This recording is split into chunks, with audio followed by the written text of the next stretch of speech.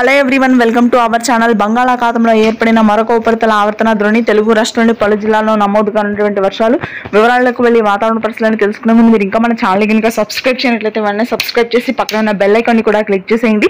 ఇక వివరాల్లోకి కనుక వెళ్ళినట్లయితే ఈశాన్య మధ్య బంగాళాఖాతంలో ఏర్పడిన ఉపరితల ఆవర్తన ద్రోణి పడబడంతో రెండు తెలుగు రాష్ట్రాల్లోనూ అతి భారీ వర్షాలు నమోదు కానున్నాయి. ముఖ్యంగా శ్రీకాకుళం, విజయనగరం, విశాఖపట్నం ప్రాంతాల్లో మరొకసారి ఆగస్టు 25, 26, 27 తేదీలో అత్యధిక వర్షపాతం నమోదవుతుందని హైదరాబాద్, అమరావతి వాతావరణ కేంద్రం హెచ్చరికలు జారీ చేసింది. మధ్యాహ్న జిల్లాల వరకు కూడా ఈ వర్షాలు విస్తరించనున్నాయి. గుంటూరు, కృష్ణా, తూర్పుగోదావరి, పశ్చిమ గోదావరి జిల్లాలో తేలికపాటి నుంచి మోస్తరు వర్షపాతం నమోదైతే ఉత్తరాంధ్ర జిల్లాలో మాత్రం భారీగా మరొకసారి 12 నుంచి 15 సెంటీమీటర్ల వర్షపాతం నమోదు కానుంది. రాయలసీమ వ్యాప్తంగా ప్రస్తుతానికి పొడి వాతావరణం కొనసాగుతుంది. ఉష్ణోగ్రతలు కూడా భారీగా పెరగనున్నాయి. నెల్లూరు, ప్రకాశం జిల్లాల్లో కూడా ఇదే పరిస్థితి కొనసాగుతుంది.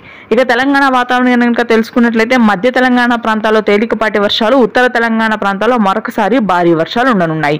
ఖమ్మం, భద్రాద్రి కొత్తగూడెం, ఆదిలాబాద్, ఆసిఫాబాద్, సిరిసిల్ల, సిద్దిపేట, జయశంకర్, భూపాల్పల్లి, ములుగు, భద్రాద్రి ప్రాంతాల్లో భారీ వర్షపాతం నమోదవుతుంది. హైదరాబాద్ నగరం వ్యాప్తంగా తేలికపాటి వర్షాలుంటాయి. మధ్యాంధ్ర జిల్లాల్లో కూడా తేలికపాటి వర్షం. ఇది ప్రస్తుతానికి ఉన్న weather update. Thanks for watching.